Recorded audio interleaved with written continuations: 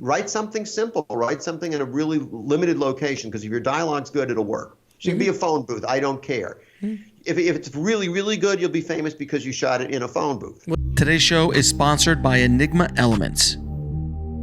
As filmmakers, we're always looking for ways to level up production value of our projects and speed up our workflow. This is why I created Enigma Elements, your one-stop shop for film grains, color grading LUTs, vintage analog textures like VHS and CRT images, smoke, fog textures, DaVinci Resolve presets, and much more. After working as an editor, colorist, post, and VFX supervisor for almost 30 years, I know what film creatives need to level up their projects. Check out enigmaelements.com and use the coupon code IFH10 to get 10% off your order. I'll be adding new elements all the time. Again, that's Enigma, ENIGMA, elements.com. I'd like to welcome to the show Steve Katz. Man, thank you so much for being on the show. I appreciate it. Thank you for having me. Yeah, guys, so if you guys don't know Steve's work, he wrote a book, a seminal book for filmmakers called Shot by Shot back in 1991. And that book was one of the first books I ever read on the craft of directing. And it was around the time I was getting into college. And it changed my life. It really did. It was a wonderful book. And it's something that I refer to for years to come. It's just one of those seminal, filmmaking books. So I'm super excited to have you on the show, Steve. Well, thanks so much. I'm glad people like the book. It's been out there a long time. Then we just did the second edition, so long overdue. Yes. Now, how did you get into the business in the first place? I was a kid filmmaker, and I grew up in Westport, Connecticut, which is it's in Connecticut and quite near New York. It's considered a bedroom community, like in Mad Men. Okay. And so we had a lot of advertising people, but it's known as sort of a Hollywood illustrators art town. We had the famous artist was there, famous photographer, famous writers. Rod Serling was there, lived there, and F. Scott Fitzgerald and Harpo Marx and Betty Davis and Johnny Carson and the Newmans, of course, Paul and Joanne, and many, many, many others. And it had the oldest summer stock in the Westport Country Playhouse, which was a feeder to New York. So there's a lot of this stuff in town, relatively small town, 28,000 people. And my mom was an illustrator in an early part of her life, and then she became a businesswoman. And my dad was very seriously into photography up until I was like 5. Mm-hmm. But, there was an appreciation for that. And in our living room, we had tons of shelves and filled with books. And on the bottom shelf were all the coffee table size books. So from the time I was a little kid, I remember flipping through they were coffee table books about artists and photographers. It was Brett Weston and Minor White and Ansel Adams on photography, and on the art side, it was just, Jansen's History of Art and all that. So I was always doing that. And then when I was, my dad had a camera with a Revere 8mm with a stop motion button. Mm-hmm. And nice. And like most kids, I was into Harryhausen and horror films and all that. But I also liked to read, so there was a story impetus as well. But anyway, for 1 year of my life, my dad's company flew him out to California, in Atherton, in the San Francisco, in the Menlo Park area. And then one day when I was 9 or 8, I went to the pharmacy kind of magazine store they had the old counter with the stools, and they had ice cream and all that. Anyway, make long story short, I find a magazine called Famous Monsters of Filmland, which is, everybody knows it of a certain age. And I'm flipping through it, and it was the first time I was now I love movies at this point, and my mom and dad, well, particularly my mom loved movies. We would sit there and watch old movies rather than TV shows. This is in the 50s. And then, so I knew a lot about movies because I'd be sitting there with my mom, and she knew all the secondary character actors, like, and whether it was in, Adventures of Robin Hood or whatever it happened to be. Mm-hmm. So I was absorbing all this. And then, so I looked at this magazine in a drugstore, and I'm wow, here's this armature for Willis O'Brien's King Kong model, and Marcel Delgado and his work, and then the illustrators from RKO who were fantastic. So then, make a long story short, I saw storyboards. So it was like, oh my God, this looks. I draw. I like photography. I was encouraged in my photography. So it all kind of came to a head. It was almost right in that moment, I said, wow, I'm gonna do this. I'm gonna do this animation thing. So I got into that for a while, and that was my start. And then I just, started to get books on film. And when I was in high school, we had probably, I think, the best theater company in the United States in Staples High School. And it was run like a professional theater. And the same people there I would go in the summers, and I would sit in the dark in the Westport Country Playhouse because I was working there. And I would watch famous directors direct for, usually for 2 or 3 days before the show started. Would go for a week. So it was Woody Allen, and it was Josh Logan, and many, many, many others. And that was when I was probably 14, 15, around then. And by that time, I knew I wanted to be a filmmaker, and I'd gone from the 8mm to a Bolex. And I also, the other thing that sort of, I guess, pushed me in that direction was that I had a second cousin, my dad's first cousin, Milton Olson, and he was the senior visual effects projectionist in New York City. And he owned all the process gear. So that was like a Mitchell projector, and it's water cooled, carbon arc, and then it had a carbon arced. Oh, it was a massive carbon arc. It was like, I think it was like a 14mm carbon maybe, and then and I was on set then on Car 54. Where Are You? When I was 10 years old. Wow. It 4-star stages up on 126th Street in Manhattan, and then some years after that, I was on a set. I was Burt Reynolds before he became famous on a TV show called Hawk. Mm-hmm. And he played an Indian detective in New York. Yes. And different times. Right. And I was there for all the background projections. So Milton would have me go on there, and I learned how to load and all that stuff before I was 16 years old. And he also did a lot of stuff with projection, with rear projections, with slide projectors and stuff for large corporate presentations. And I got into that as well, and that served me well because when I was 17. Stop me if this is boring you. Right. I mean, but basically what you're saying is it was kind of destiny, basically. I guess it was. I mean, I made some choices along the way, but I was, it was just around me. It was just available and nearby, and people close to me encouraged me at some level. Great. Not all the time, but anyway. So I got into light shows, and I did that for the Grateful Dead and a bunch of those things, starting when I was 17. Then I played bluegrass banjo for. Professionally for a few years. And then when I was like 25 or 26, I said, this is ridiculous. I've got to get back to filmmaking. And even along the way, when I was 22, I think, John McTiernan, who did Die Hard, Predator, and Red October, he married a girl from high school who was a good friend of mine. And he made a film, his first film, The Demon's Daughter, in 16mm, and shot it in Westport, Connecticut. And I was 21 years old, and I was on the Niagara for like some of the time. I was the sound guy. Other days I was the production design, because I can write and draw. I mean, I can draw and do some sculpting and physical things. And so I helped with that, and so I got to meet John. And so how was it working with John in his like first film? He was a kid. He was like 20. We were both 21 and 22 with 16mm. He was just out of school, and John is he's the real deal. He understands film craft. He has an eye. Mm-hmm. He understands how sequences go together. He was very, very good. He was very professional at that age. But it would be a decade before he then broke through.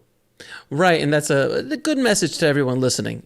Someone like John McTiernan, who is arguably one of the best action directors of all time, and he basically created Die Hard, which is basically the model for I don't know how many ripoffs in the course of the decades to come. Even still to this day, people are ripping off Die Hard and Predator, for that matter, two of the greatest action movies of all time. He took a decade for someone to go, this kid has talent. Yeah, no, that's true. And so he got back into Juilliard, and his wife, I think, was production managing at the Met, maybe. I may have that wrong, so I'll check that fact. But anyway, John did go to Juilliard. Then he came out and did corporate, moved out to the West Coast, and he was doing corporate films and just shooting, kind of like I did. Mm-hmm. And somewhere, and I don't even know where the connection came into theatrical. But he everything he was doing was pointing him in that direction, and that's what he wanted to do. He just was making a living shooting anything he could. And so by his early 30s, he was already, I think he did, I can't remember, Nomads. Yeah, Nomads, I remember. He wrote the script. Mm-hmm. And I can remember my sister was at she was at Viacom in New York City. And she knew that I knew John. And so she said, hey, you know what I got? Internally, I got some coverage on your friend John's film Nomad. And, and so it basically, what it said was a glowing report about John. They said the script was pretty good, but they said, this guy's a real director. And that was, I think, that got him into the business. Now, well, he was in the business to do Nomad, I should say. That was, but you know what I mean. But got him took him to the next level. Now, yes. I want to ask you, since you've written shot by shot and you've discussed the craft so much in your career, what are some of the biggest mistakes you see first-time filmmakers make? Wow. Well, I'm biased because, of course, I like to pre-plan a lot, and improvisation is great. But I see many directors who come in and they have not planned out their shots, and they wait to do it on the day they're doing it. They may have a shot list, but they haven't really, considering where the tools are today, they haven't done everything they can to eliminate wasted time, which is what it really gets down to. You got an 8 to 10 hour day, and that's the thing that, is certainly one of the major controls or limits to what you're going to be able to do artistically, and everything takes longer than you think. Always. Yeah, so it just doesn't, in your head, if you're a new director, you go, oh, we're going to do this and this, and then it goes off the rails pretty quickly when you get on set. Most of the time, because you're dealing with actors and they have their own pace, and I remember once I wrote about the fact that someone was talking to me about directing two actors who work at very different ways. One who got things in the first 2 or 3 takes and didn't like to do it over and over, and another actor in the scene who he had to work with. And actually, it was Gene Wilder and Richard Pryor. Richard Pryor didn't like to do things over and over, and whereas Gene Wilder liked to kind of build up. And so those are the kind of things that get on set. So I'm sort of a little off track. So first-timer mistakes, I would say not planning your shots out with even thumbnailing it. And I think I've seen people come in without not knowing how to do a rehearsal, a blocking rehearsal. So I think that's... Can you explain what a blocking rehearsal is for people who don't know? Right. So you're going to shoot your scene, and you're ambitious enough that you want to have multiple. You're going to have establishing shots. You may move your characters around the room a little bit. You'll have shot reversal. Some things that are going to look like covered, but some things that are not. So you have to figure that all out. So you go into the location and with your actors, and you basically start to do the scene, but it's a rehearsal. There's no shooting. You're not at that point, and you might take an hour. It might take 45 minutes in the morning to go. So everybody's talking. So the block where you're sitting there with the DP, and now if you're starting with really no idea, and you're more of an actor's director, you should have had some conversations with your DP and looked at some movies and things. But let's say you're pretty raw on that first day or third day, whatever it is. And you're going to basically, walk through the scene with the actors and then say, well, could you go here? And they're going to say I don't feel comfortable. Why would I go there? Well, let's find a reason. And then you work it out with through the dialogue with the intention of whatever that actor is supposed to be doing in the scene. And you're asking them to do things sometimes that is extra work for them.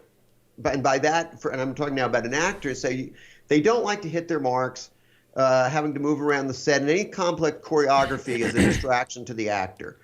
So those are things you have to learn to do, but that's what a blocking rehearsal is. You don't know where they're going to stand, sit, when they're going to get up, when they're going to sit down. Well, if they're sitting at a table for the whole time, that's easy. But what happens when they're not and you want to use the room more?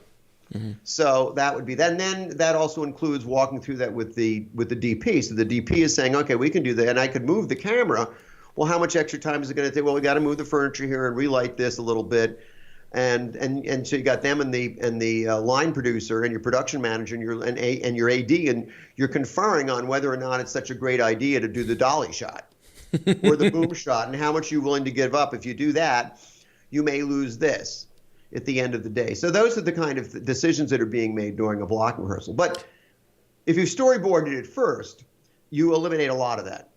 But isn't it true that directing is basically compromising? That is the biggest thing that directing is. You're compromising constantly because of things and elements that are being thrown at you on a daily, on a minute-by-minute basis on set.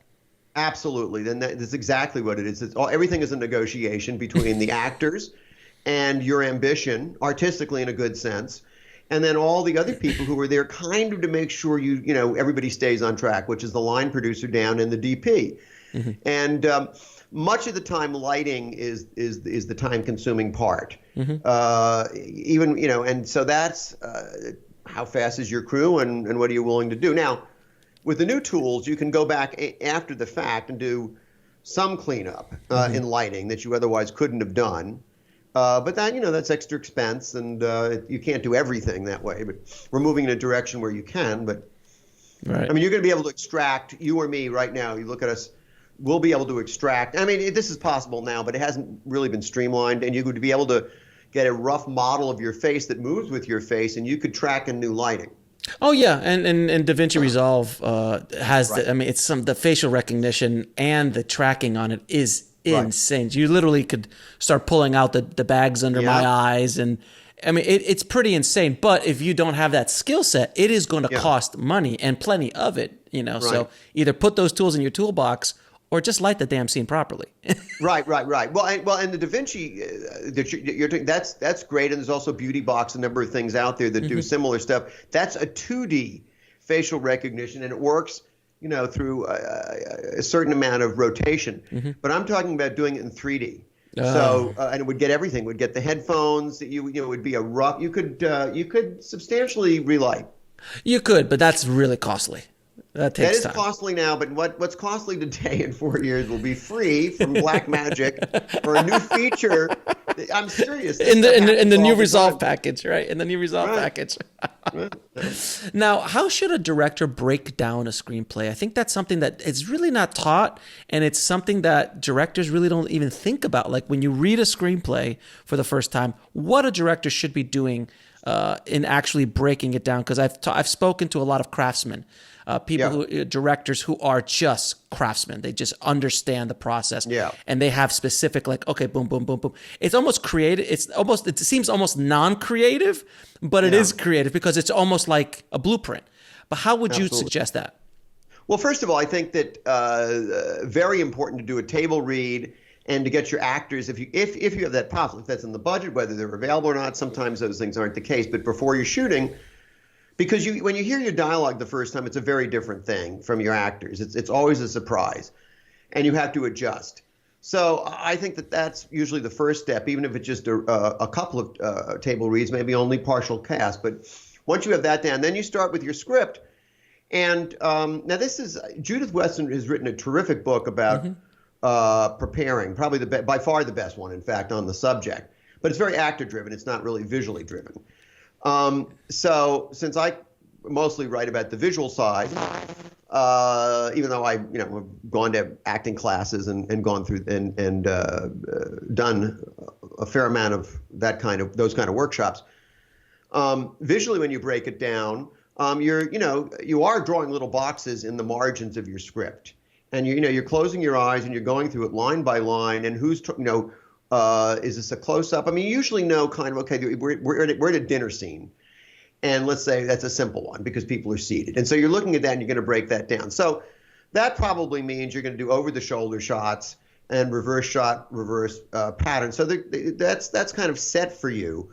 But at the same time, you may want to move the camera at some point. You want to know, do you want to do a two-shot? And what a lot of directors do, and even Spielberg and others, and many of they'll screen other films. And at this point in their career, once they've been doing it for a while, this is less of an issue. But I know Spielberg was talking about looking at films at night when he was doing Close Encounters. So you'll get a sense of how a basic style for the film. So Gordon Willis, the DP for, let's say, Godfather, did things differently and with different lenses than, say, a Steve Martin comedy. So in which they're using much wider lenses.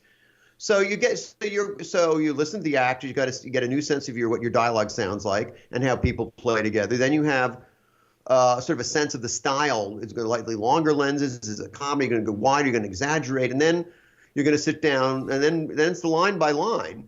And because you let an actor speak through the whole scene, indicating cuts is not really all that critical because I've set up an idea or of a scene that's primarily, locked into over the shoulders and such because you're not moving. But then you go line by line, and on an emotional basis, you have to say, what line has to be emphasized, what doesn't. So I go for the emphasis in the line.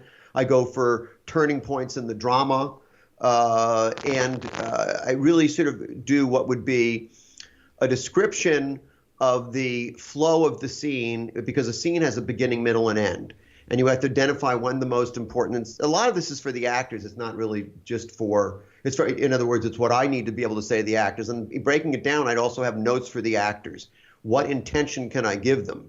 Because you don't want to say, move to the left and do this. And sometimes you do that for an action, but you don't do it for a performance. Mm-hmm. So in terms of breaking the script down, that I usually go through, and it's just a lot of notes in the scripts. And then I retype it separately outside the script and give myself a little bit more room for doing storyboard panels.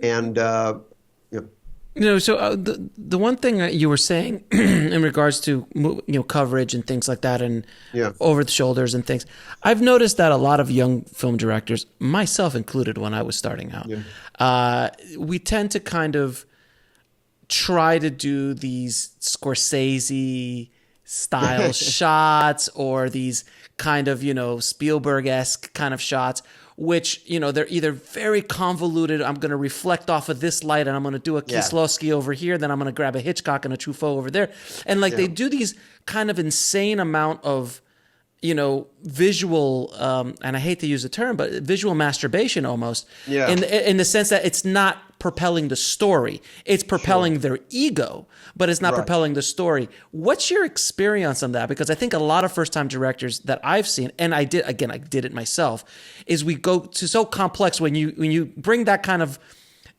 shot or shots to a seasoned DP or seasoned first AD, they just look at you going, all right, kid. Yeah. I mean, because I feel it's just not moving the story forward, because shots should move the story forward. So of course, the question basically is, when should you move the camera, and why should you move the camera? And, kind of goes along with that first question. Right. Well, I think you're right. Back when Orson Welles did Citizen Kane, right. That was the movie that, even in its day, the critics were saying, wow, there's so much technique exposed here that we hadn't seen before, drawing attention to how it's put together with all these, aggressive techniques. And but today, that's the way things are. That's sort of the base level ambient. There's going to be a lot of technique. Mm-hmm. And so you're absolutely correct. Everybody wants to do the vertigo shot once in their career. The zoom and the push in, and all those. And there's a long list, and actually there's books out there, even from Michael Wiese, about the 100 most important shots. Yes, yeah. It's like, well, okay, that's fine, but that doesn't really help you do a scene. For me, what kind of director are you? I love technique, but at the same time, it's the story is everything for me. I have to get that part right, and that's not easy. So I don't want to have to burden myself with a lot of exercise. But really, you will know you won't know, but you'll learn when the time is to do something more. It has to have a really, really, really good reason for being there. And how do you know? You do it by continually going back. Am I telling the story? You remember, in other words, you analyze it, as I mentioned, from really from a line and a emotional arc point of view. Then you get that into your head, and that's kind of what you're doing. That's the highway you're on. It's not a highway to technique; it's a highway to the story, and then you build from there.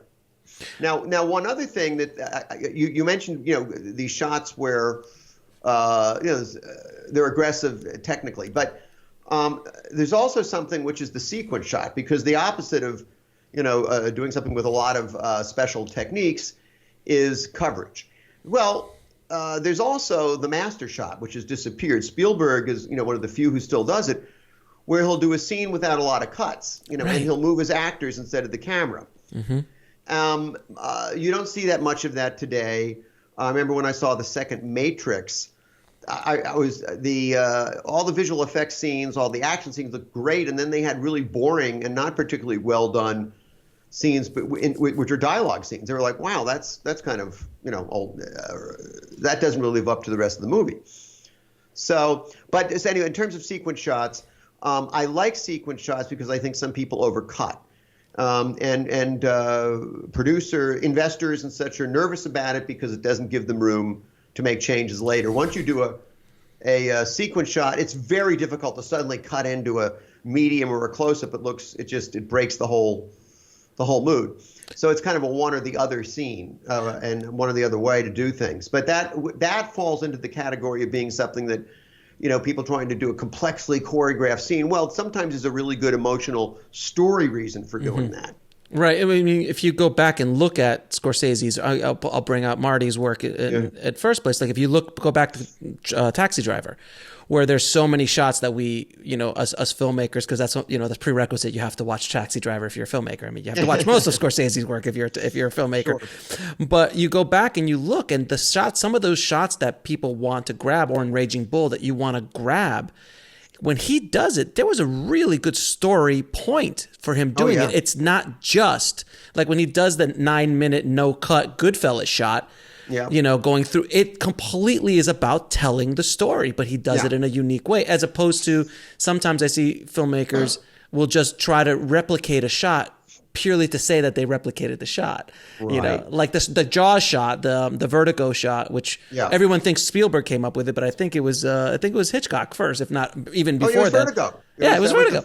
Yeah. But the way he did it on the beach with the this and that, how many times have we seen that? And sometimes it's appropriate. I've seen it, and I'm talking about major television shows, major movies. Sometimes it's appropriate, sometimes it's not. But that's a director going, "I need my Spielberg shot." So it's what we do. We pay homage as much as we can. But if you go back and actually study all of those guys, all of them will have a very specific story point to them, and it's not just I can do this because I can do this. Yeah, and Spielberg never moves the camera unless there's a reason for it in the story. It's just that he thinks in a way of telling a story in a nonverbal way much of the time. Mm-hmm. And that forces those things. All the great directors of the 70s were terrific craftsmen, but they were all story driven. I don't think they knew or were trying to achieve something that was technically that, I hope you're able to cut this. No. We leave it. We let it go flying, sir. Go ahead. Oh my God! All right. So anyway, I'm sorry. It's all good. So, but anyway, so those guys were all very, very disciplined, but they had stories they wanted to tell. Mm-hmm. They didn't have a problem with finding material, and so anyway, I think that you're probably doing too much with the camera if. You ask yourself, how is this helping this moment? Well, I'll read these few sentences here. I'm doing this with the camera. Is that really the best thing to do? Mm-hmm. And so if you go through your own stuff, I suppose, in a day, so we're doing, here's how I conceive it. I'm talking to my DP now. And, and I write down a list. Here are these 5 techniques I want to do. I want to circle the table where these people, it's this card table, 5 people playing poker. I'm going to do the camera with a 360. That's another cliche and something. Then you would have to ask, well, what's being said? Why are you doing it? And there may be a good reason, but sometimes there isn't. But I'm not sure the people who want to do it in the first place are that attuned to the drama anyway. I mean, I know a lot of young filmmakers who are really interested in the technique. They're really more like DPs. Mm-hmm. And the story, they want to do the story, but it's not the characters, and you talk to them, and it's just not the first thing on their mind. Right, which is insane. Yeah, and that tells you something right there. So, but I come from the story side. Right, and most good directors and good filmmakers come from the story side because we're here to tell stories. We're not just here to make a music video. I mean, if you want to do technique, go to make a music video. Right. Go make a commercial, go make an art piece where you can throw the camera around. And with today's technology, things that used to cost a lot of money to move that camera, you literally could do now for a few $100. Crazy. It's insane. You could do a 120-minute, non-cut movie fairly easily on a technical standpoint, not on a choreography standpoint, but on a technical standpoint. You can get somebody to walk around with it, and I've had many filmmakers who've done that on my show. Where before that, what Hitchcock did with rope, that was a thing. It was very, very difficult to move that camera and keep it going. You had to do tricks and all sorts of things. Well, then you couldn't go continuously because you had to change magazines. 10 minutes. Every 10 minutes you had to change the magazine. Now, I wanted to talk real quickly about the director on set. And I always try to tell people this when I have young filmmakers talk to me is understand that you have different department heads. So you have your DP, your production design. Those are the two biggest collaborators on a technical standpoint on the set. Would you agree with that? I mean, of course, there's costumes and then there's sound and first AD. We'll be right back after a word from our sponsor. As filmmakers, we're always looking for ways to level up production value of our projects and speed up our workflow. This is why I created Enigma Elements, your one-stop shop for film grains, color grading LUTs, vintage analog textures like VHS and CRT images, smoke, fog textures, DaVinci Resolve presets, and much more. Check out enigmaelements.com and use the coupon code IFH10 to get 10% off your order. And now back to the show. But if you have not done your job properly as a director by casting your crew, I call it casting your crew. If you don't have a good working relationship with them, they will smell your uncertainty about what you're doing. And many times then everyone else's agenda starts to fight and it takes over. And then you got all these things coming at you. And it's really difficult for especially a first-time director to even deal with that. So what advice do you have when you have a rogue crew who doesn't respect you as a first-time director and is going off trying to do their own thing or have their own agendas, and like the DP's like, well, this movie's going to blow, so I'm just going to create something for my reel. I've seen that happen. Sure. So what's your opinion on that? Well, I think it's you're asking me what happens on the day of the shoot, and it's already too late. So this is something that's you're done.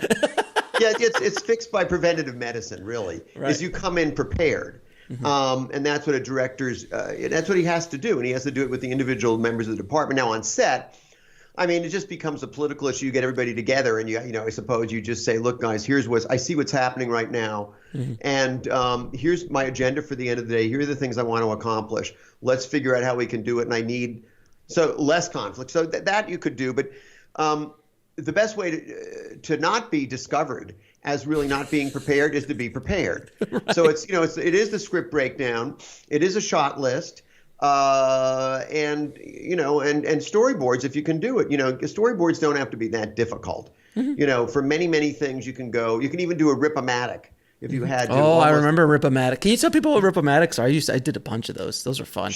Sure. Well, if you want, they're usually done to sell. To pitch a movie oftentimes, but you can use it for anything. And the basic idea nowadays, and with live action at least, is that there are so many action pictures and so many explosions that you can actually make a trailer for a movie. Mm-hmm. And if you're really good at it, no one will know that it's pieces. It's Frankenstein. It's made up of pieces of like 9 different movies. Mm-hmm. And you can do this. I mean, how many times has New York been blown up by aliens or in superhero movies, New York and San Francisco. And when a building goes over, if you needed to come up with your own movie when you've got a city destroyed, you can get those shots no one will ever know. And you can color correct and do things.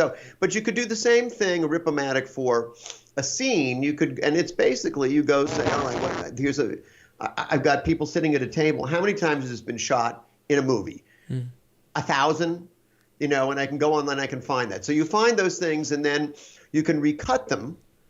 They don't even have to be from the same movie. They don't even have to look that close. You're just going for lenses and you're just going for framing.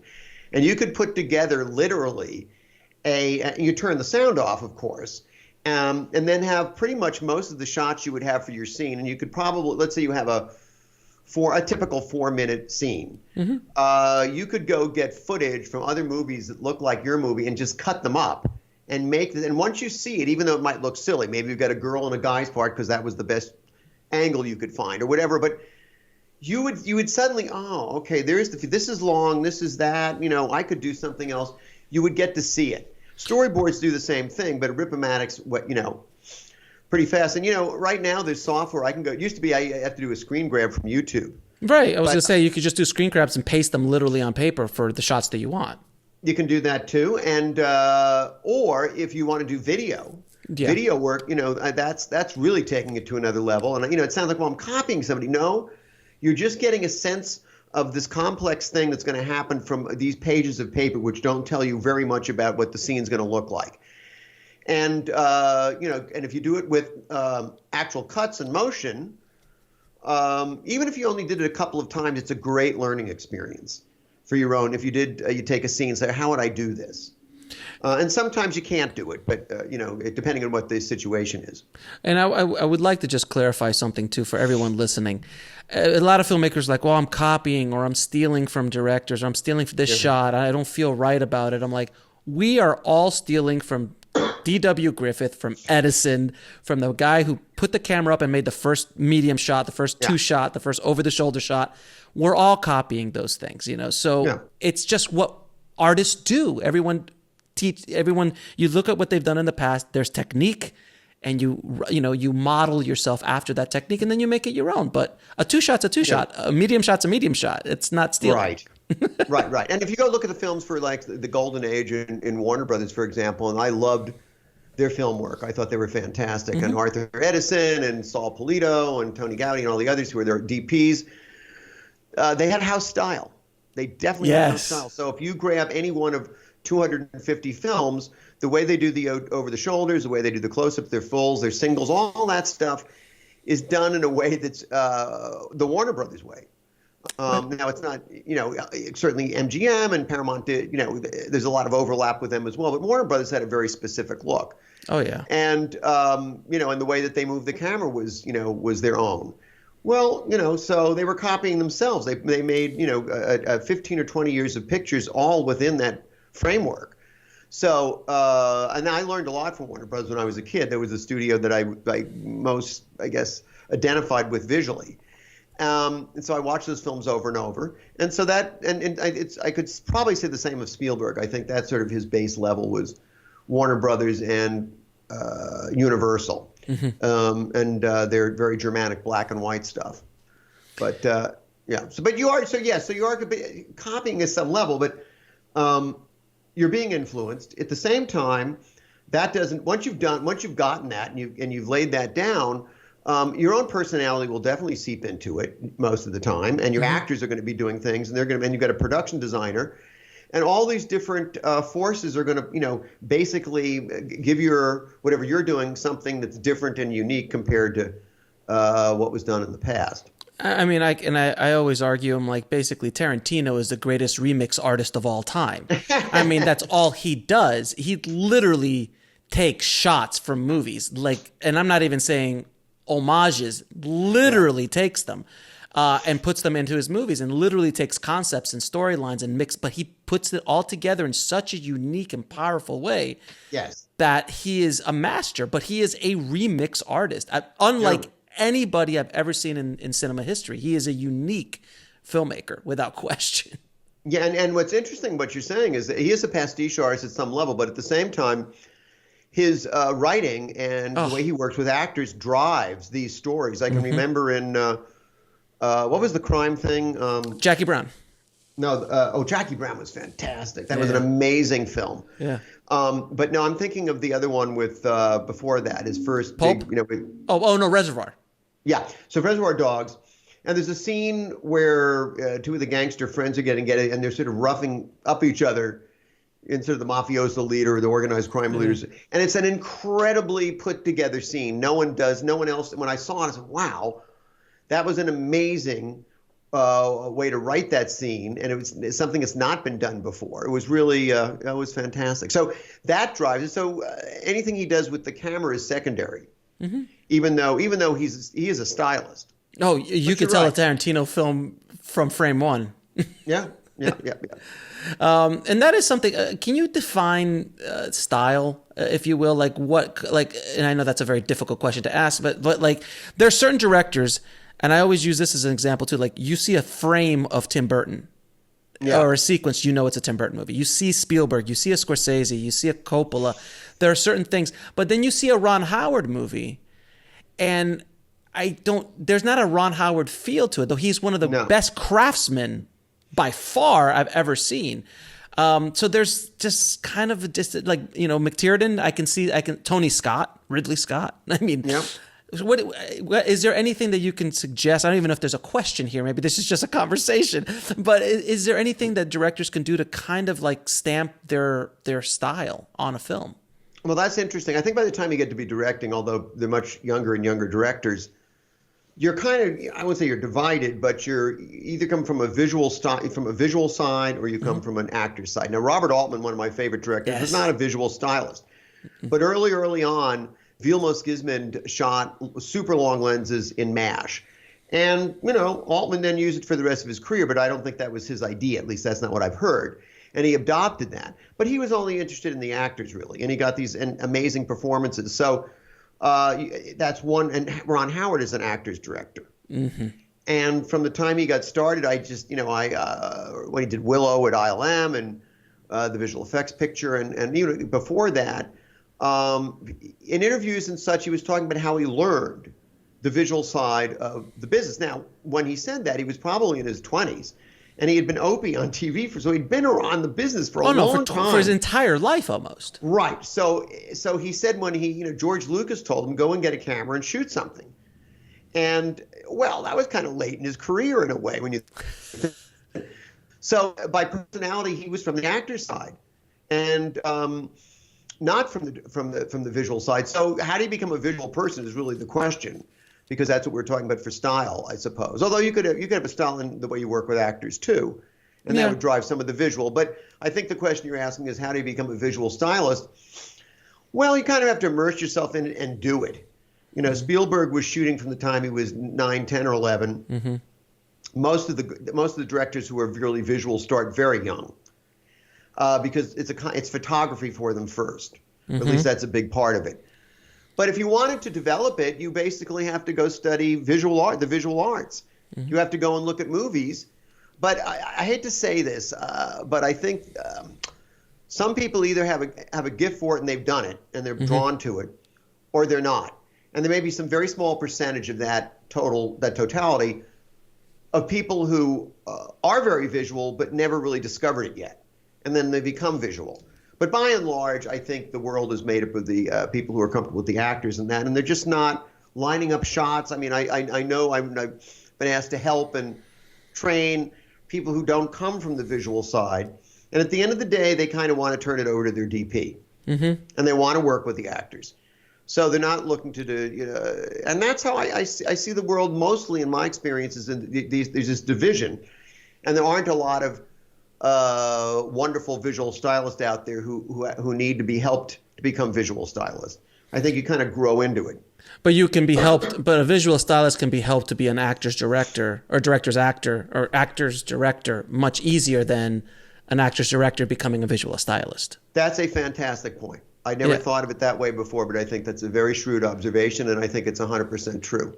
Yeah, I mean, you look at Ridley Scott's work, and by the time Ridley Scott did The Duelist, if I'm not mistaken, was his first film. His first picture, Yeah, he was in his early 40s and had directed commercials for 20 years. Yes. So he knew the craft inside and out. Same thing with Fincher, same thing with Bay, same thing with Spike Jonze, and these kind of guys. I mean, they just had so much style. I mean, you look at Bay. Michael Bay is all style. But arguably, and now we're getting off the topic for a second, but not on the topic. Arguably, when The Rock came out, pretty much every action movie after The Rock, everyone was trying to basically do what he was doing. It's kind of like what happened with Die Hard, but like visually, I mean, it's before The Rock and after The Rock, which am I wrong? I mean, all action movies kind of started to turn into Michael Bay extravaganzas. He had such an impact on action films that everyone kept trying to steal from him. Am I right? Yeah. No, I agree with that. I think he certainly his kind of cutting, which is discontinuity cutting. Now that had already sort of appeared, in the 1950s. We had it. There was it was the avant-garde, and we began to see more handheld camera, and there was cinema verite, and that was an influence to television commercials, yet less so in motion pictures in the West and general commercial films. And but then it crept in commercials, and there were a few directors that started to do sort of discontinuity cutting in commercials, and that was like in the I would say 80s? When it became 80s, late 80s into the 90s, and that was a change. Anybody was doing that, and everybody was doing shaky cam, and that was more like late 90s, and that all led to what Michael Bay was doing. Right, without question. And what essentially the eye is always trying to make order of these little shots you're throwing at them. And there's a higher engagement at the most base level of perception when you're doing what Michael Bay does, because you're having to really pay attention, because it's not all making as much sense as you normally would have happen. He's not. Yeah, he's not a fan of the master shot. Right, right. Which I am. I like to. We look at Roma, and Roma to me is like it's an incredible. I know people who said, I saw it on TV. I said, well, don't go see it on TV. Go to a movie theater, and sit reasonably close to the screen so you're not at the back, and just let it sort of sweep over you, because that's what if you love film and. But yeah, that kind of filmmaking is in short supply at the current era. Without question. Now, one thing I always talk to young filmmakers about is production design and how powerful a visual style it can help you with, because especially in the indie world, you've basically got a white wall and maybe maybe a potted plant, and it's not even the corner of the white wall. It's literally a white wall, and that's where the scene is taking place, and you're just going, man, you just don't even know the ABCs. Like, at least give me some depth. Go back, throw something in front of the lens. Give me something. Production design is such a powerful part of this whole process. And can you talk to people listening what the importance is of production design in creating a look and creating a visual style? Because if you look at a movie like one of my favorite movies of all time, The Matrix. I mean, that the production design in that movie, not to mention the visual effects and stuff and the color palette, but the color palette, all that stuff was production design. That was production design mixed in with color grading, mixed in with the lenses, mixed in with everything. So can you explain a little bit about that? Yeah, well, certainly the production designer is one of the key people on a film. But, if we're talking micro budget, you can be smart. You gave me, example of a white room. I've got to shoot something like that myself fairly soon. So what would I do? Well, I'd get a quilt. I'd put something on the wall. So one end had a painting that was red, blue, green. And on the other side of let's say it's a long conference table, which is what I'll have to be shooting. And, so yes, I will have different things on all four sides of the room so that there will be some geography that you can grab on so you know where you are. Now, a production designer would be doing that and much more, because he would not just be choosing random objects to sort of help us find out where we are. Everything would contribute to what the story. So what color is this thing that you're putting on the wall behind this actor? Should it be red, blue? What is that? What is it representing? Maybe it should be neutral. And a production designer goes through the entire script, and he's working at the story level. For example, in Chinatown, Richard Silbert, who I knew reasonably well, and Dick was a great production designer, also ran a studio at one point. And when he did Chinatown, he said he wanted Jack Nicholson to be going uphill much of the time when he was going to home, because in detective shows you're going to one residence or location, and as often as he could, they were going up a hill, and they chose their locations like that because it was effortful. He was always having to make the effort.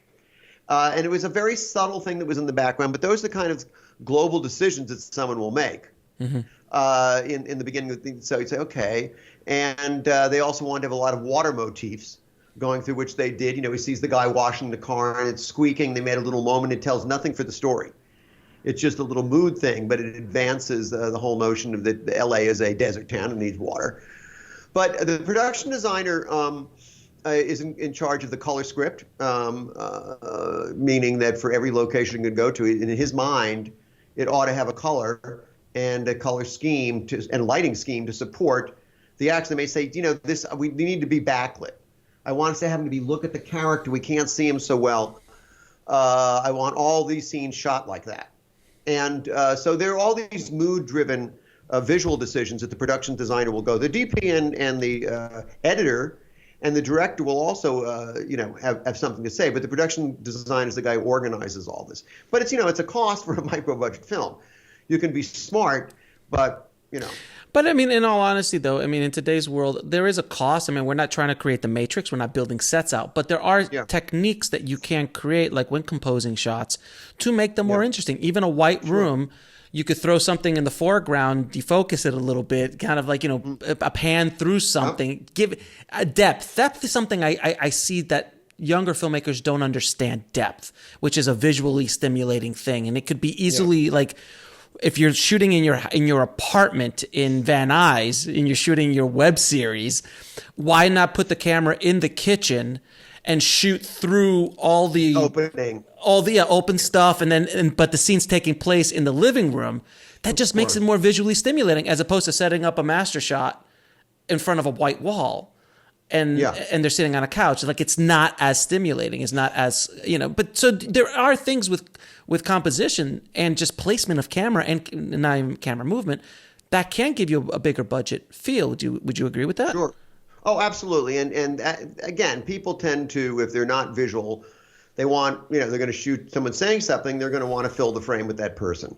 And, good filmmakers know that withholding material is sometimes more compelling, and exactly what you're saying. So you've got a living room in, let's say, a medium-sized apartment. You've got a kitchen, and the kitchen has got an open, I won't call it a window, but it is a window into the other room. So you can see someone in the kitchen, they can see you. You could have someone shot and they're small in the frame. If there wasn't the kitchen barrier in your way, you're doing a full shot from head to toe. And so what you're basically seeing is like you got this at a distance, the audience is going to lean forward to hear that. They're going to, that's going to make them engage more. It makes it feel more like a real room. And what your experience would be, if you think of it from the point of view that even though it's not directly a POV shot of one character, it's like, well, if I'm moving around this room and this conversation is taking place in real life, and they invite me over for dinner, I'm the third person, and I walk around and see them, how would I see them? And so that would be at least one way to keep yourself honest in terms of the shot size and how much you show or don't show, because it would force you probably to push things away quite a bit in stage and depth.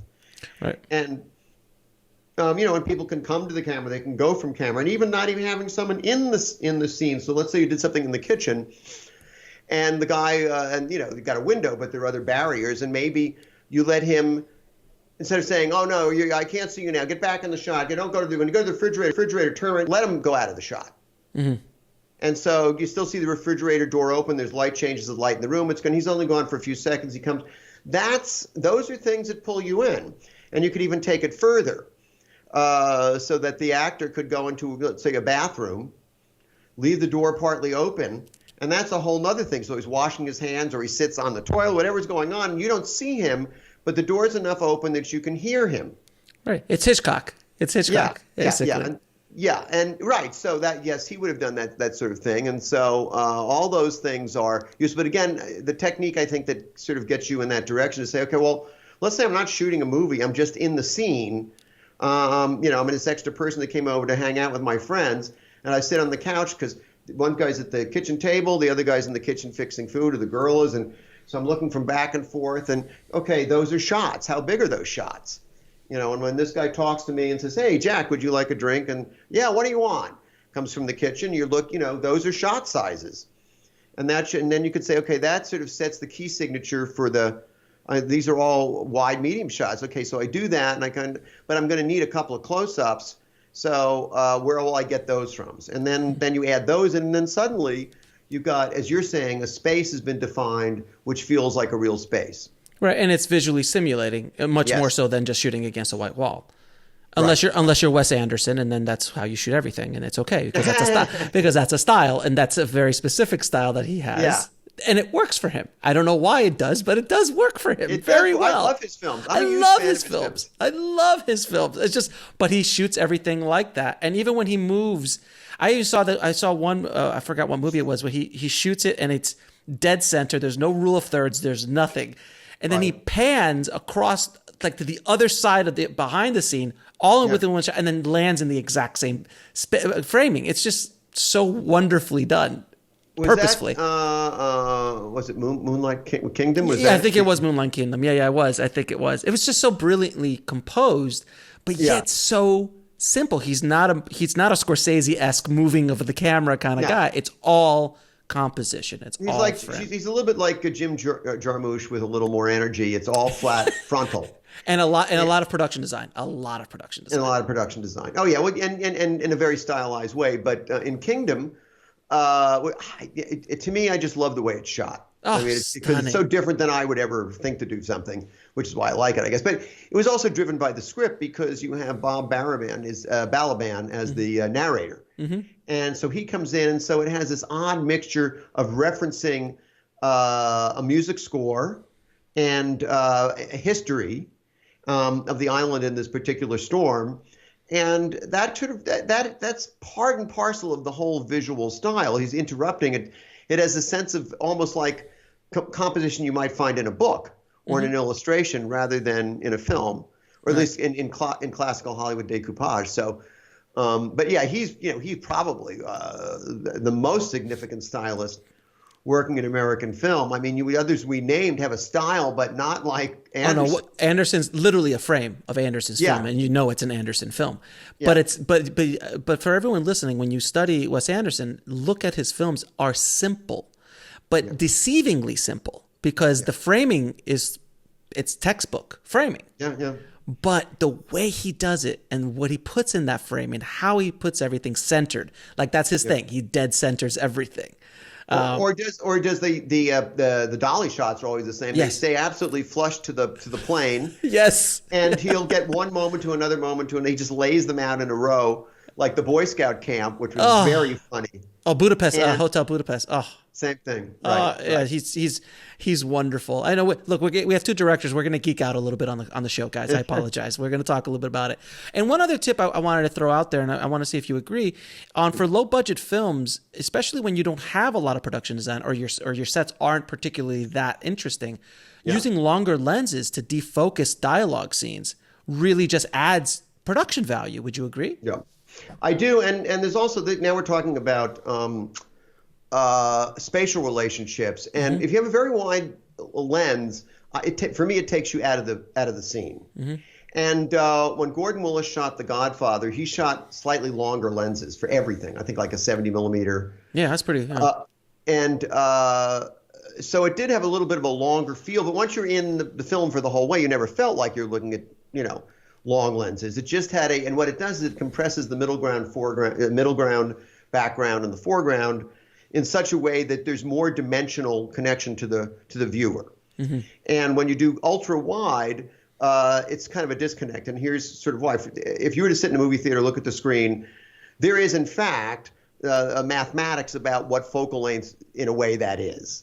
I'm sort of glossing over a lot of neuroscience here because we don't actually, we make a single image of lots of saccadic patterns which are moving all over the place, scanning an object. But from the perception point of view, what we think we're seeing or the way we're seeing it, if you have a very wide angle lens, then the math would say that for you to be in the right place for that lens, you've got to be 3 rows back from the screen. And if you're doing a telephoto, you would have to be all the way at the back of the scene. So, but we're changing lenses in a movie. So there are certain lenses, what we call the so-called normal lens, and a little bit longer, which create a more palpable feel of spatial relationship between the viewer and the screen. And now you can break that. For example, in Citizen Kane, we have the scene at the very end when Kane is smashing the room. And the camera is put very, very, very, that's a super wide angle lens, and we're meant to have distance from him. We're separated from him. But ordinarily, longer lenses, a little bit longer lenses have a lot of value, and I don't know why they're not used more. The iPhone automatically gives you a wide angle lens. So unless you can lengthen the focal length and you're shooting with that, you're creating a very depthy kind of spatial relationship in your shots, in a way that it's not as compelling as maybe a longer lens would be. But then you look at someone like Kubrick, and then he shoots with his 9.8 super wide and Clockwork Orange and Shining to an amazing effect. So Sure, it really depends on the art. It's never the plunger, it's always the plumber. Right.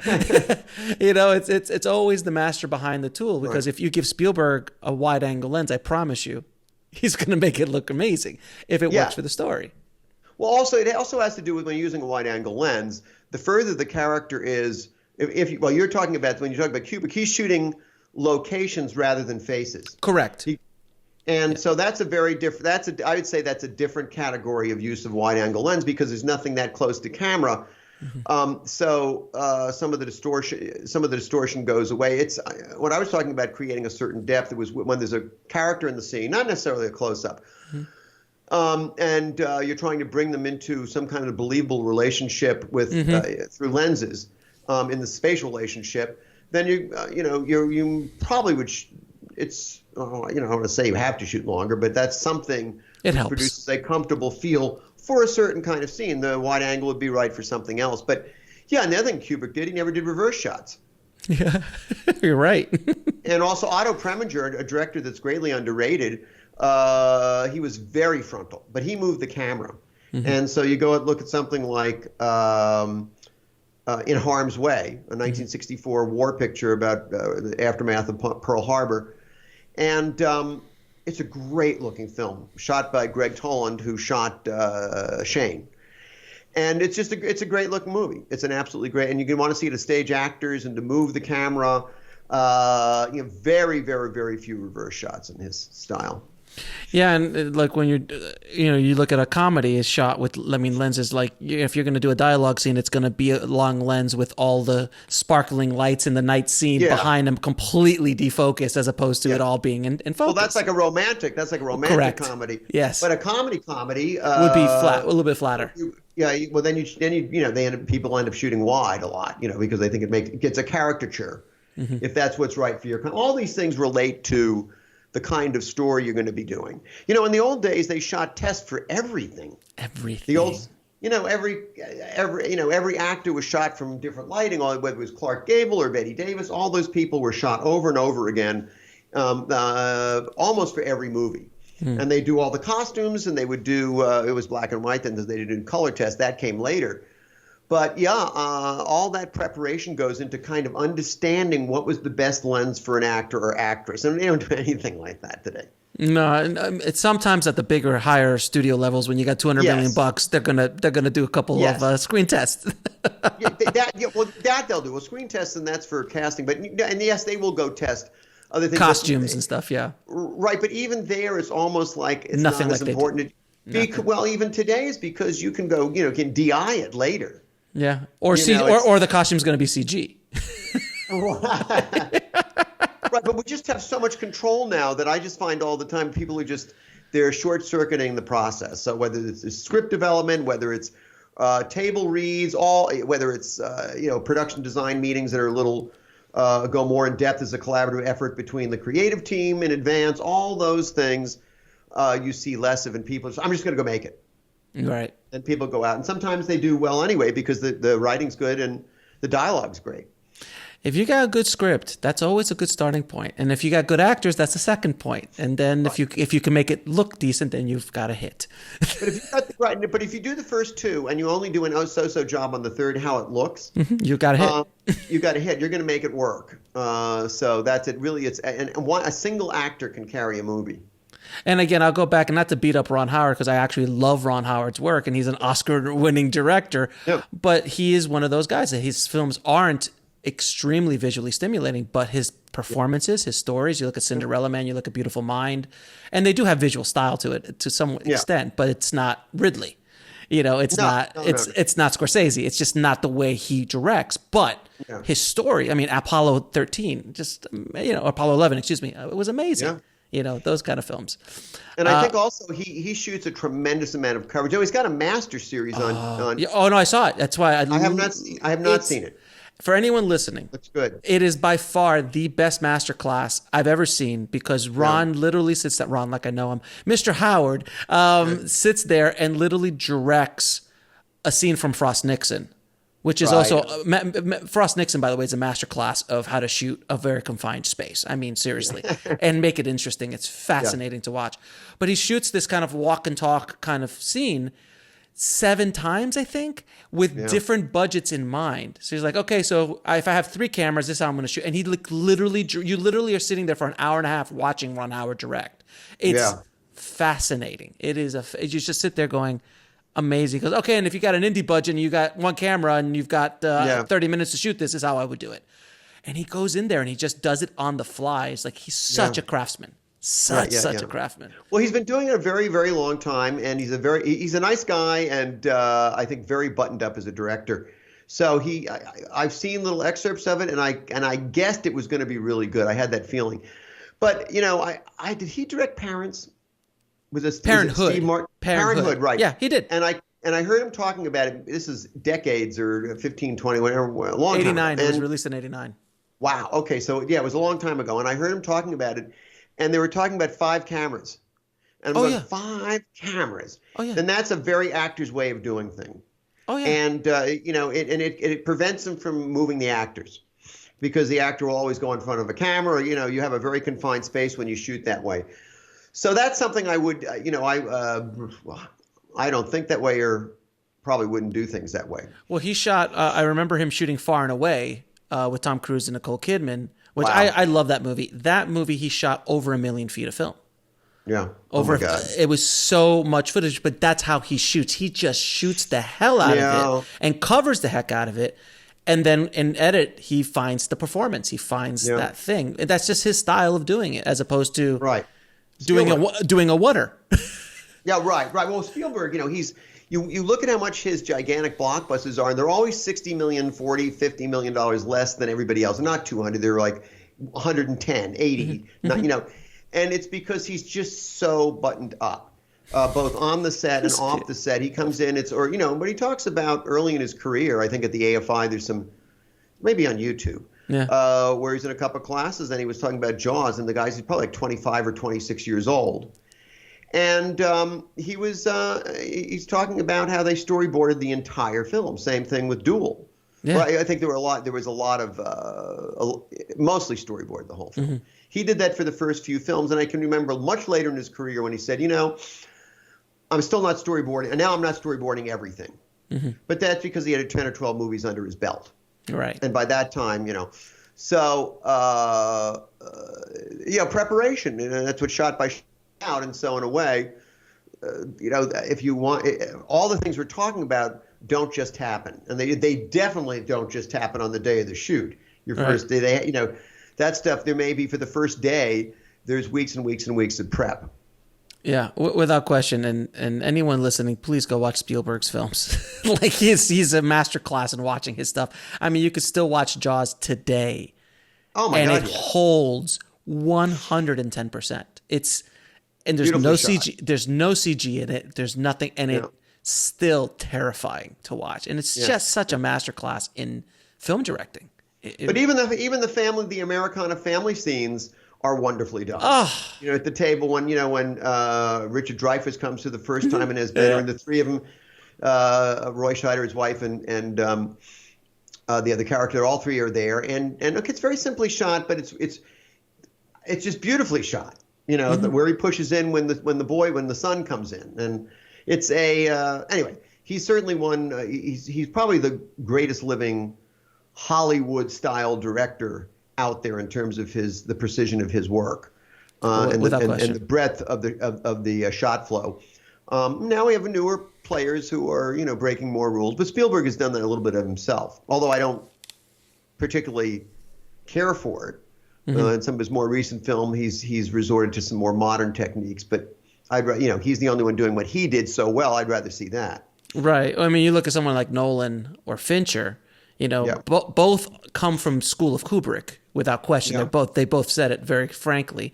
Yeah. They're students of Kubrick's work, but Fincher and Nolan are extremely different in style and everything. But yet you can see that undertone of Kubrick in both of their works. I think Nolan more psychological and framing more Fincher. But Fincher also was a director who directed 20 years of commercials before he ever. I think it was was he an art director at ILM? He started with Return of the Jedi as an art director at ILM, and then slowly worked into commercial work, and then became one of the biggest commercial directors ever. And then Alien 3, 7, Fight Club. But you watch 7 and Fight Club, which are two of my favorite films of all time, and they're just stunning. Just the style just oozes right off the screen. Yeah. And Fight Club was so unusual from the Chuck Palahniuk novel that that was added to all his films before that were sort of I wouldn't quite call them genre films, but they story-wise weren't breaking out anywhere near as Fight Club was really quite different. Oh no, Fight Club is one of my top threes, without question. Yeah. Terrific film. Very, very good film. Now, I wanted to ask you something you talk about in your book, opening and closing frames. It's something that they don't talk open or and teach close about. frames. Yeah, open and close frames. Can you please tell us a little bit about open and close frames? Well, if you have a Hallmark card of a snow scene with a little house, it will be it's framed in such a way that it's very cleanly framed. Everything you need to see is right in the middle. There's a border of sort of open space around it. When we have open and closed frames in photography, it would be like right now, if I was cropped or I was a little bit, so the notion being that you're withholding more. It's more like you would see things in real life, where Michael Curtiz, the Warner Brothers director, very responsible for the style of almost all their films, was he was always putting things in the foreground. Mm-hmm. He was always now he didn't use open and close. I mean, he didn't use open framing enormously, but some. I mean, a lot of people overframe. So in other words, if you want to know about open and closed frame, just start looking at movies with 3 and 4 actors in the frame and see if you see them all framed and the 2 outer actors have space around them. That's a closed frame. And if you want to do open framing, then you'll cut them off because it looks more realistic, I suppose. It's more verisimilitude-ish. And so closed frame is over framing. It means that you're leaving too much space around the actor. It's not really how we see things in real life. And if you do things where it's an open frame, where things are moving in front of you, or the actor is partly cropped out of the frame, you're giving a little bit of a haircut. If there's multiple actors, that's when you really are aware of it. Mm-hmm. Because you might have the camera bisecting, so the frame is over here, and I'm on the edge of the frame, but here's the edge of the frame. Now, I'm not the main guy. He's over here, but that kind of thing would be...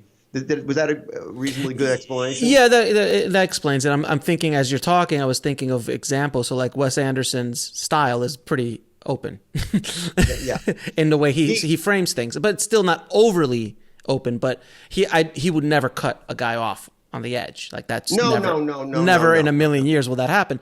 But then you look at someone like Sergio Leone, and his framing, which is, I mean, epic. In like Once Upon a Time in the West. No, Once Upon a Time in the West. That opening sequence. Is that the movie? Is that the right one? That opening sequence. Yeah, when the guy gets off. That is Once Upon a Time in the West, right? Yeah. Yeah, that opening 5-7 minutes is some of the best cinema ever shot. I mean, it's amazing. Yeah. Well, when you think about an over the shoulder shot. Yeah. Where you've got an ear and a head. That's. You're cutting off. Why don't we see the whole head? Well, because you don't need to. Right, and it would be kind of disruptive to, like, if someone's talking and then you've got a whole blurry back head. It just doesn't make a lot of sense. But in Jaws, Spielberg does a thing early in the movie when they're, some of the downtown Americana scenes, and I can't remember exactly. It might be the mayor, but he comes down out of a house, and then the camera turns with him, and his head is right in the middle of the frame briefly as he's going through. But I remember when I saw it, I was like, wow, that's an interesting way to do it. And it was not obtrusive. Right. It just felt like it put me in the picture. That's a lot of what Spielberg does and what we're talking about. And that's a difference. Maybe that's what I left out with open, close framing. When you do open framing, you're putting the person in the scene. Mm-hmm. They're not looking at it like it's a canvas on the wall or a picture through a frame. You're in there. And it implies that there are things behind you going all the way around continuously. Mm-hmm. So when you give too much framing space around them, it looks like a picture. Right. Which Leone was very known for. Right. And when you go in, when you're doing something where you're messing the frame up more and you're having things around you, you're putting the person in the picture, and they're in the environment. Mm-hmm. And I think is probably the main difference. Now, one last question I have for you. Some basic cinematography concepts that filmmakers and directors should understand. I understand they don't need to be cinematographers. We're not all Scorsese or Spielberg who understand lenses and understand the craft of cinematography at a different level. But what are some basic things that directors, especially first-time directors, should know? Well, I mean, you know it by learning it. So I think you should everybody should grab their iPhone well, not an iPhone, a camera where they can change the lens. And I mean, it can be a fixed zoom, but it doesn't have to be you can change lenses out. But anyway, you have to be able to move through the focal lengths. And then you should be going out and shooting, get a couple of friends together, sit in your apartment at a kitchen table and shoot that scene with a wide lens, with a medium lens, and with a telephoto lens, and go all around, and then go and you cut that thing, and that's your first lesson as a cinematographer. You're going, oh, okay. I think almost everything. I think if you set yourself up little projects like that, and those are easy today, and they're fun. If you're a filmmaker, why should be doing it do anyway. That? You should be doing it anyway. The next time it rains hard, you take your camera and get some kind of plastic bag to put it, and you shoot the water coming out of the gutter down spout, and you go around picking up the water coming down and going into a drain, and you look at and you just shoot a whole. Make that into a 1-minute piece with music, and say, okay, I'm not even going to use melodic. I'm going to do drums. I'm going to put it together, and then tomorrow I'm going to do the exact same thing with a different track with different music, and I'll do that. So it's less about rules about cinematography than actually going out and trying to put sequences in a row that form a sequence that are interesting.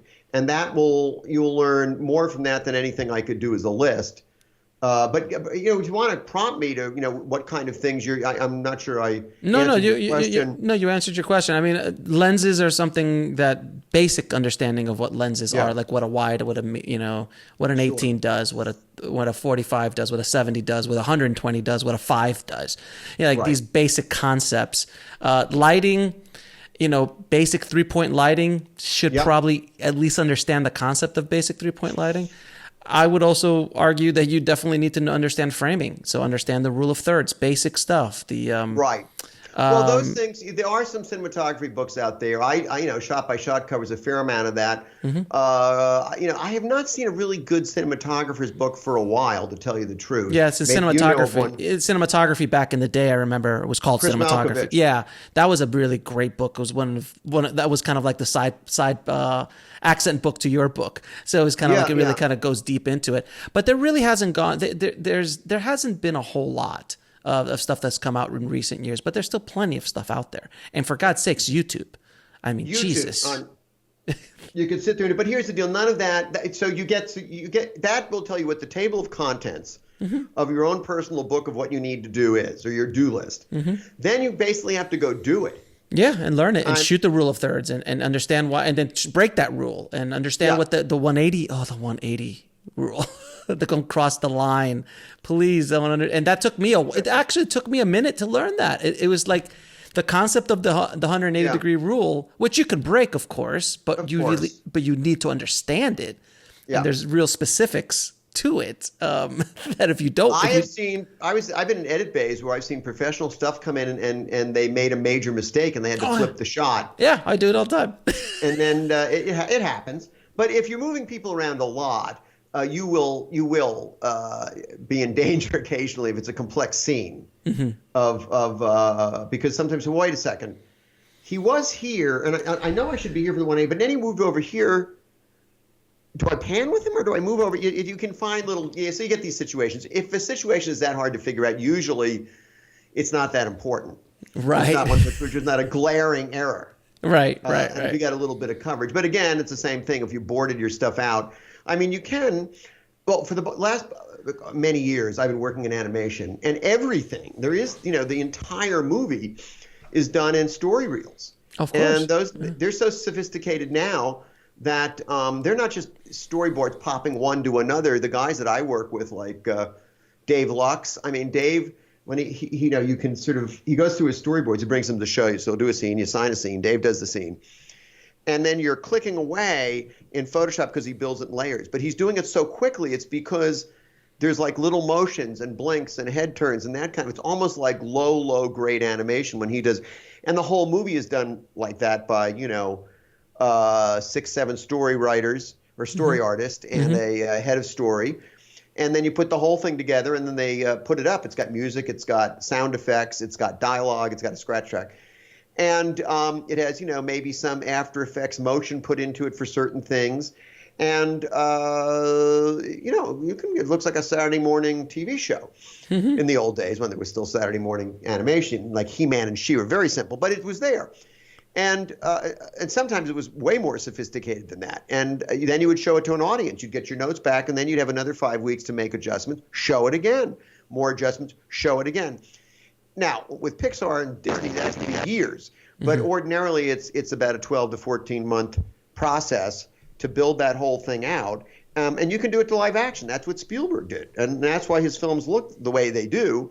They're incredibly precise because it was perfected over, and it wasn't just he storyboarded it. He storyboarded to look at it, and then they kept, let's do this differently. Let's do this here. And so it was progressive refinement. And now I know that's a lot of work for people, but it's gotten a lot easier since you can shoot with an iPhone. You can shoot the still pics. You can go get your, now if you're making a big movie, it's you have teams, you have departments, and all that kind of stuff. Yeah, and you also have previs companies like Through the Third Floor, Halon, and.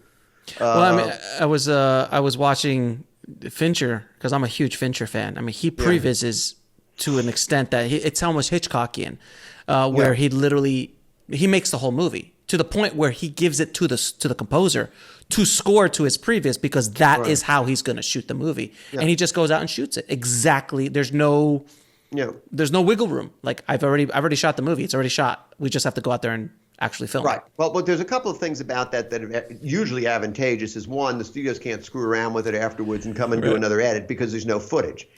It's a jigsaw puzzle. It all fits together one way. Yes. And that's what Hitchcock did. That's called camera cutting. Hitchcock did it. John Ford did it. Famous story about John Ford. I think it might have been in one of his later films with Maureen O'Hara. And she's sitting in a carriage, and in the far, far, far distance, tiny in the frame, is a silhouetted character standing there. And someone asked him once, why did you do it that way? You never had a close-up of these are the two characters in the scene. You had no close. He's just like a black silhouette. And he said, why didn't you shoot the medium shot? And he said, because the studio would have used it. And he was right. It's magical because he didn't do that. It would have absolutely been ordinary had he moved in to show us what the guy was thinking or how he was reacting as the woman was leaving. So that is one of the reasons why it's done. It also saves a lot of money because you're not shooting coverage. Now, I'm going to ask you a few questions I ask all of my guests.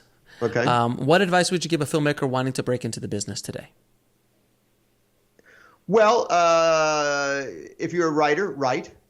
There's a lot of scripts out there, so that's a difficult thing, and it's not so hard to make things anymore. The hardest thing is access. Now it's been the theme of a few of the things I've said here is that make it. There's no excuse now like there was when I was a kid when it's making something in 5 minutes long that had to look pretty good and you were going to do revisions and things in 16 millimeter. In today's dollar would have been like $5,000 or $6,000. Right. So I'm going to go shoot for the next 2 weeks, summer vacation, and have this thing, and then I'll edit for a week. And well, guess what? That was a lot of money. Today, it's the money is that. That's what it costs you to put it onto your MacBook Pro, whatever you're using. And so the advice is go make something, and don't bite off more than you can chew. For example, I'm doing something now, which I mentioned I'm directing shortly. It's almost like a one-act play, and I didn't write it. It's written by a friend of mine, and she. But we talk all the time and about the subject, and I say write something simple, write something in a really limited location, because if your dialogue's good, it'll work. She can be a phone booth. I don't care. If it's really, really good, you'll be famous because you shot it in a phone booth. Well, there's a movie called Phone Booth. There's a movie called that. So it doesn't matter what it is. It's like the first of those that really became famous was My Dinner with Andre. Yes. Which was nothing more than two guys talking for 90 minutes. And it worked. So, it was a breakthrough film for that director. That's you have to have something to show. That's all that really counts. And as I say, make something that's shootable. Don't make something, you can say, I'm going to make a sci-fi thing to compete with these guys. It's going to be 7 minutes long, but it's going to look as good as a blockbuster. There are guys who are, and you'll see people online who've done that, and they're typically visual effects artists. Visual effects are absolute. That's it. Visual effects artists now are putting stuff up, and some of it looks, oh my God. Because they're doing all the work themselves because they have the tools in their toolbox to do it. They have the tools, they have the know-how, and even some of the assets they can get. There's a lot you can. Well, look at District 9. I mean, the District 9 short film I looked at, I was like, my God, that looks amazing. I mean, it looked literally almost as good as anything the studios were putting out. And then you get but he was a VFX guy. He came from that world. So so that's happening, and of course, because of the nature of what we're doing today, so that rocks the boat over at the studios and who are doing mostly blockbusters now. But what if you don't have that interest? Maybe you really like working with actors and you like New Yorker short stories, and that's the kind of thing you want to do. And then TV is where you're going to go, and you're going to have to produce something for that. But if you do anything that looks really good, that's enormous.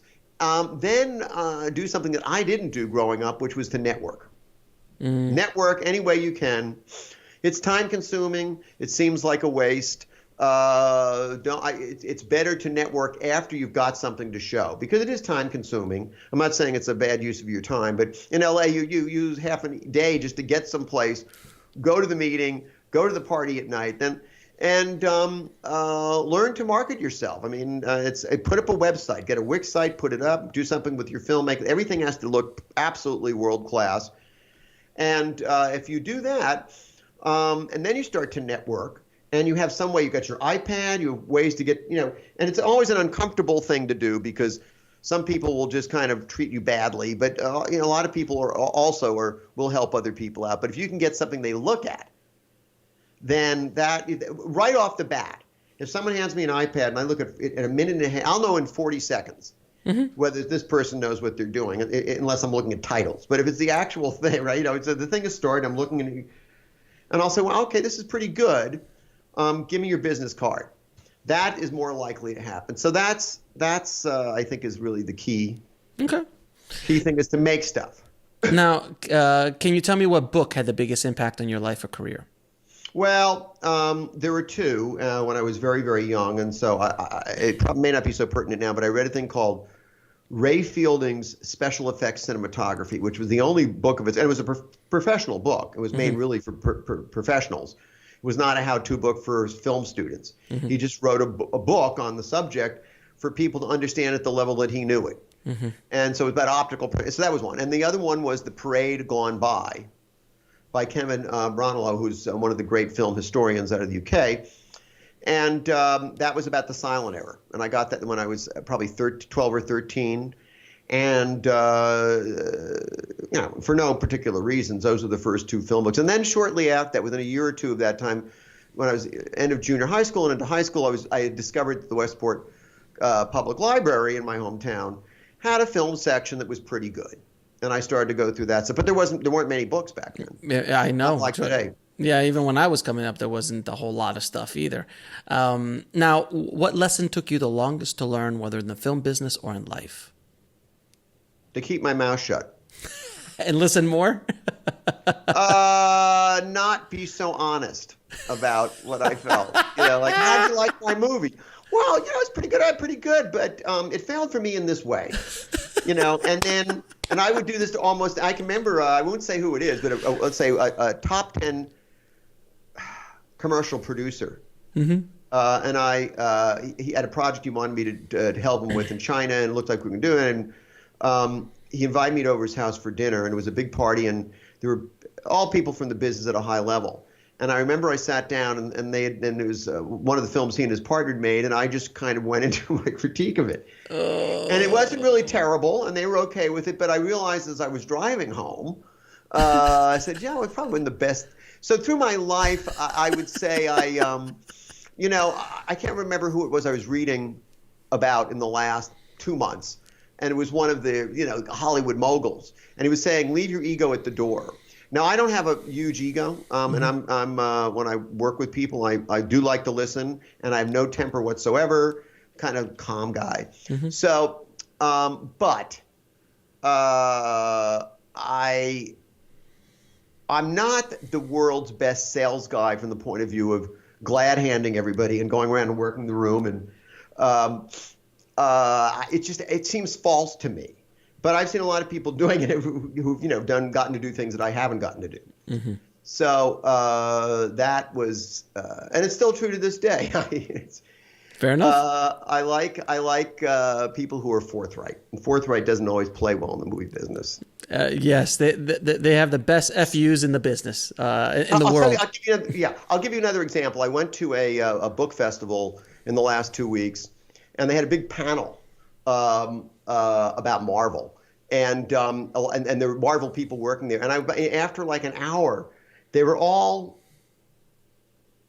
so obsequious. Mm-hmm. And about them, because there was one Marvel semi-executive there, mm-hmm. and so I love it. And I know these people, and I know they have other ambitions and have a different background in their writing. I'm going, come on, it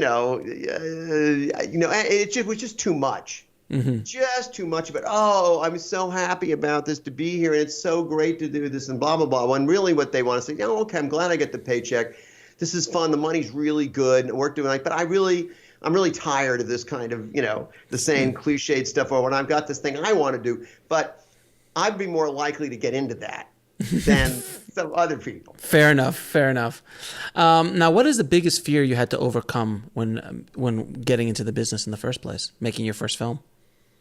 I think anytime everybody has doubts. I mean, that's, you'll be in the middle of a project, 2/3. This often happens at the 2/3 or 3/4 mark on whether it's a commercial or a short subject or whatever it happens to be. And suddenly it's like, you look at a book and suddenly the words don't make any sense anymore. They just kind of look just like these shapes. Well, that you're looking at your own project, which you've now looked at 350 times, and you just disconnect.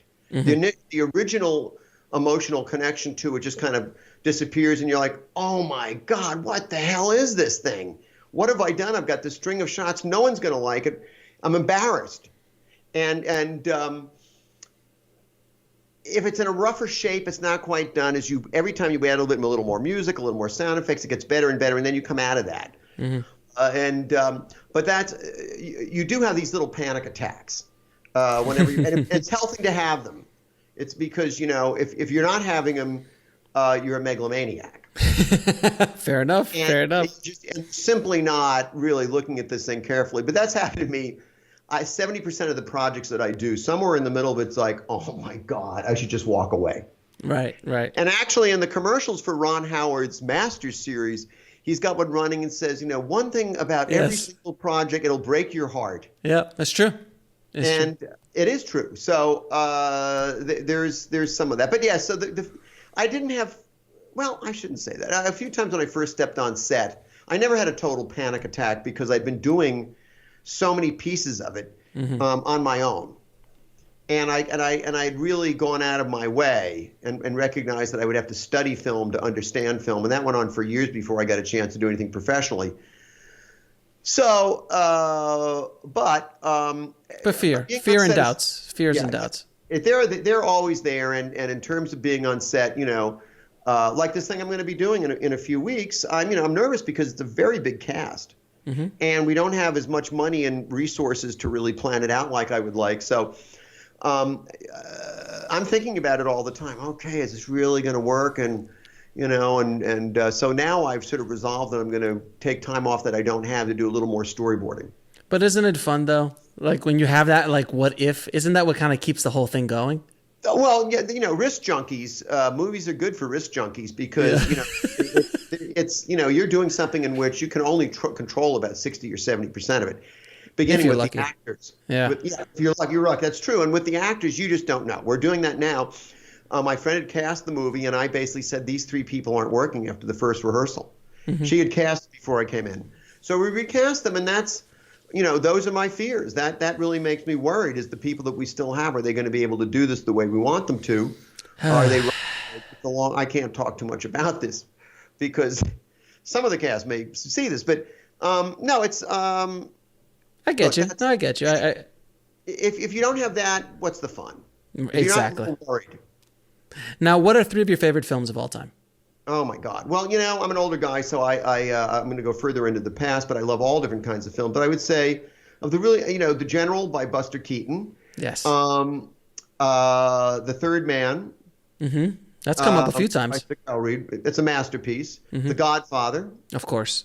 That's also And almost a few things by Sugarland Express by Spielberg. Yeah. And not because I think it's a great film emotionally in depth. I mean, you should have caught me off guard here. I mean, there's many older films I think are masterpieces. There's many, but those are three or four that you come to your mind right now. It's a very difficult question for anybody to answer.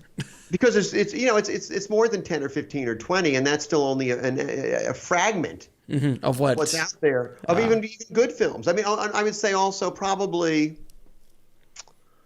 The Last Emperor, and not because it's a perfect film, but because Bertolucci is one of the great camera stylists, and it's absolutely stunning, gorgeously done. And the way he moves his cameras down. There's one scene with Peter O'Toole and I forget, and then the Emperor, and the camera starts at the ear because it's about audio and goes down and comes up, and there's sounds outside the walls. The Emperor's never really left the Forbidden Kingdom. Not Forbidden Kingdom, the Forbidden Palace. Forbidden Palace, thank you. And then the camera pans around the walls. It only sees the walls, but it hears the sounds because the world isn't. And then it's this one shot and ends up going back. And you watch the movie, you're completely unaware the camera's moving, but it's telling a story in a way which is highly, highly cinematic. Now, where can people find you, your books, your work?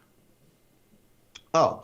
Well, the book is from Michael Wiese Publishing. You can find it on Amazon. It's called Film Directing Shot by Shot, but if you type in Shot by Shot or my name's Steve Katz, you'll find it. And you have another book, and you have another book as well. Yeah, that's true. Cinematic Motion was the second book, and it was also a bestseller, but it was pretty much eclipsed by the first book. And I did learn something. I did try and do, the second book was about, that's Cinematic Motion, was about sequence shots, heavily choreographed scenes. Well, even though the book is valuable and it has some really great interviews and such in it that I think everybody should read, but the business about doing these long sequence shots and storyboards really was better left to video, like a YouTube series. At the time, it wasn't possible back in '92, but I would consider, if I would do that again, or I do some more class work on video, I would probably do kind of what Ron Howard did, only with more. He doesn't move the camera that much. Right. So, all right.